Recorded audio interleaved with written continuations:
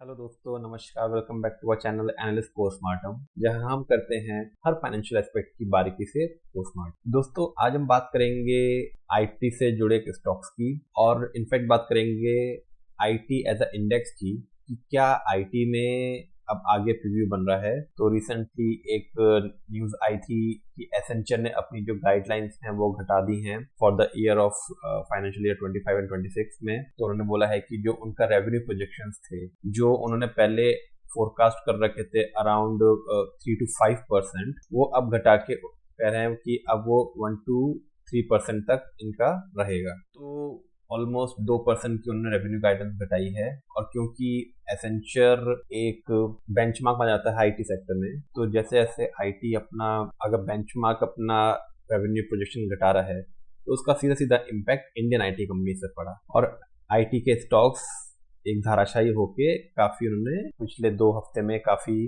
Profit booking दिखाई अपने high. तो दोस्तों, आगे बढ़ने से पहले, डिटेल में डिस्कशन करने से पहले, अगर आपने चैनल अभी भी लाइक एंड सब्सक्राइब नहीं किया है तो प्लीज लाइक एंड सब्सक्राइब, क्योंकि इस चैनल पे हम ऐसे स्टॉक के बारे में बात करते हैं जो किसी न किसी फॉर्म में ब्रेकआउट या ब्रेकडाउन शो केस कर रहे होते हैं, और हम डिस्कस करते हैं कि क्या अब हमारी एनालिसिस उसके अकॉर्डिंगली वैलिडेट हुई, क्या हमारा जो हमने न्यूज बेस्ड या फिर टेक्निकल बेसिस पे, चाहे पैटर्न बेसिस पे, चाहे फंडामेंटल बेसिस पे जो हमने ब्रेकआउट या ब्रेकडाउन आइडेंटिफाई किया, इससे हमने कुछ सीखा या नहीं सीखा, हमारे अकॉर्डिंगली वो सही हुआ या नहीं। तो ऐसे वीडियो तब तक पहुंच सकें, इसके लिए प्लीज लाइक एंड सब्सक्राइब। तो स्टॉक से जाने से पहले बात करते हैं हम लोग निफ्टी आईटी के बारे में। तो निफ्टी आईटी देखिए, अभी करंट भाव क्या चल रहा है, 34,898 पे। ये एक लेवल है जहाँ पे अभी हमारा निफ्टी आईटी प्लेस्ड है। तो हमने देखा कि कोविड के बाद आईटी सेक्टर में एक खासा तेजी आई थी, जो उसका भाव था इंडेक्स का,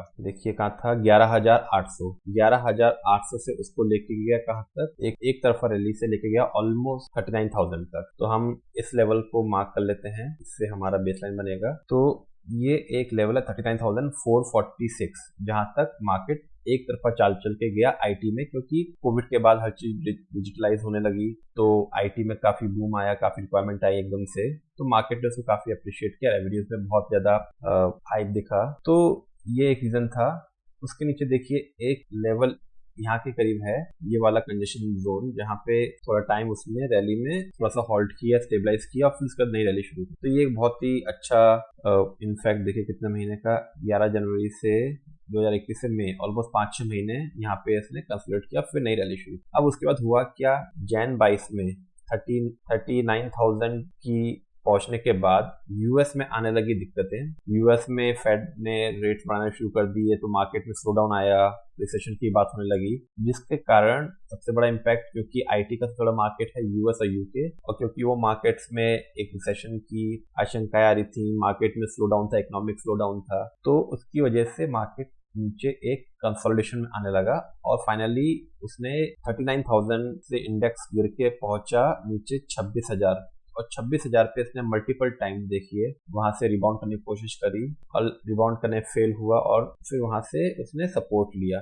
एक यहाँ पे दूसरी बार, फिर तीसरी बार यहाँ पे, और ऑलमोस्ट देखें जून 22 से अप्रैल 23, ऑलमोस्ट 1 साल तक उसने वहां पे स्ट्रगल करने के बाद फिर उसने फाइनली अप्रैल 21 में वहीं से सपोर्ट लेके ऊपर की तरफ रैली शुरू करी। अब हमें ये तो समझ में आ गया कि 26,000 इंडेक्स का बहुत ही स्ट्रॉन्ग सपोर्ट। अब इसके बीच में एक चीज और हुई कि उसने, क्योंकि ऊपर में ब्रेक करने की कोशिश करी, तो ऊपर में एक देखेंगे आप, एक यहाँ पे एक रेजिस्टेंस लाइन क्रिएट हुई, जहाँ पे उसने मल्टीपल टाइम्स, तो देखिए एक जोन ये था जहाँ उसने इस पे बनाया, फिर दूसरा जोन यहाँ था जहाँ उसको ब्रेक करने की कोशिश करी, तीसरा यहाँ था जब ब्रेक करने की कोशिश करी, चौथा यहाँ था जब ब्रेक करने की कोशिश करी, तो 4 बार उसको ब्रेक करने की कोशिश करी, और फिर फाइनली उसने 11 दिसंबर 2023 को इसको ब्रेक करा। यहाँ पे 5 बार ब्रेक करने के बाद ऊपर में उसने फिर से एक रैली बनाई रेजिस्टेंस लाइन को ब्रेक करने के बाद, जो इसको लेके गया 38,559। तो यहाँ ये जोन था जहाँ पे आशंका आ रही थी कि फेड अब अपने रेट घटाएगा और मार्केट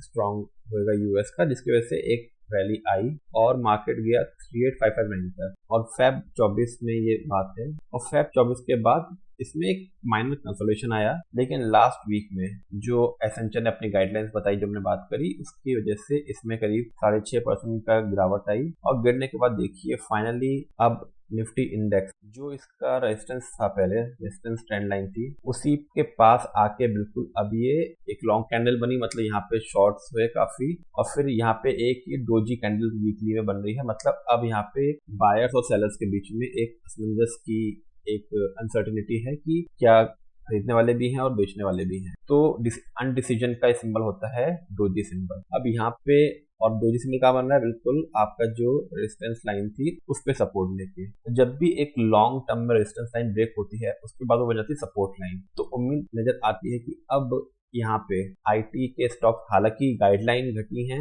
और शेयर्स ने उसके बाद नीचे गिरावट भी दिखाई है, लेकिन अब क्योंकि एक इंडेक्स को एक सपोर्ट जोन में है, एक गिर गया है, एक रेजिस्टेंस लाइन का मेजर सपोर्ट है, उम्मीद नजर आती है कि यहाँ से एक कुछ टाइम हो सकता है, 1-2 वीक्स, 3-4 वीक्स यहाँ पे कंसोलिडेशन करे और उसके बाद फिर रिबाउंड करने की कोशिश करे मार्केट, और रिबाउंड करके फिर से जो इसका हाई बनाया था ऐसे 38,000 वहां पे जाने की कोशिश करें। अब जब ये जाएगा, इंडेक्स बढ़ेगा तो ऑब्वियसली स्टॉक्स भी बढ़ेंगे। तो हमें ये तो समझ में आया कि इंडेक्स हमारा आईटी का बढ़ेगा तो स्टॉक्स भी बढ़ेंगे। अब इसमें एक स्टॉक आता है टेक महिंद्रा। तो टेक महिंद्रा बहुत ही अच्छे ऑब्जर्व में नजर आ रहा है। उसके कुछ रीजन देखिए है कि टेक महिंद्रा ने एक लाइफ टाइम हाई बनाया था, जैसे हमने बात करी थी निफ्टी जो दिसंबर 21 में उसने लाइफ टाइम हाई बनाया था, तो स्टॉक्स में भी सेम चाल चलते हैं। तो 18,500 के करीब इसने टेक महिंद्रा ने लाइफ टाइम हाई बनाया और फिर उसके बाद जब मार्केट गिरा, कंसोलिडेशन आया, तो ये भी गिरा और गिर के कहां तक आ गया, ऑलमोस्ट 1000 रुपए के नीचे, 948 के पास, जहां पे हमने जो बात करी थी इंडेक्स में भी ऑलमोस्ट एक साल कंसोलिडेशन किया। सेम पैटर्न में इसने भी कंसोलिडेशन किया, देखिए नीचे कई बार रेजिस्टेंस लेने की कोशिश करी वहीं के लो पे। अब इसमें भी सेम पैटर्न में देखिए एक ट्रेंड लाइन बन रही है। तो अगर हम इसकी ट्रेंड लाइन को जोड़ें तो ऊपर में एक रेजिस्टेंस ट्रेंड लाइन बन रही है जिसको उसने 3-4 बार ब्रेक करने की कोशिश करी, ब्रेक नहीं कर पाया, हर बार फेल हुआ। देखिए ये पॉइंट्स थे, ये एक सितंबर 22 का पॉइंट था, फिर अक्टूबर 23 यहाँ भी कोशिश करी, ऑलमोस्ट जुलाई 23 और यहाँ पे फेब 24 में। तो इन पॉइंट्स पे ब्रेक करने की कोशिश करी और नहीं हो पाया। अब फेब में जब ये न्यूज आई उसके बाद इसने एक अच्छा कंसोलिडेशन दिया, ऑलमोस्ट 1400 रुपए से 1200, 1250 करीब। अब नीचे में ये देखिए, नीचे में एक सपोर्ट लाइन बन रही है जहाँ पे इसने स्टॉक ने कई बार सपोर्ट लिया। ये अप्रैल 23 से एक साल से चल रही है। अब ये स्टॉक ऑलमोस्ट ऊपर में जो रेजिस्टेंस लाइन से गिरकर सपोर्ट लाइन के पास ऑलमोस्ट पहुंच गया है, 1200 के करीब इसका है और यही वो प्राइस है जहां पे इसका 50 डेज का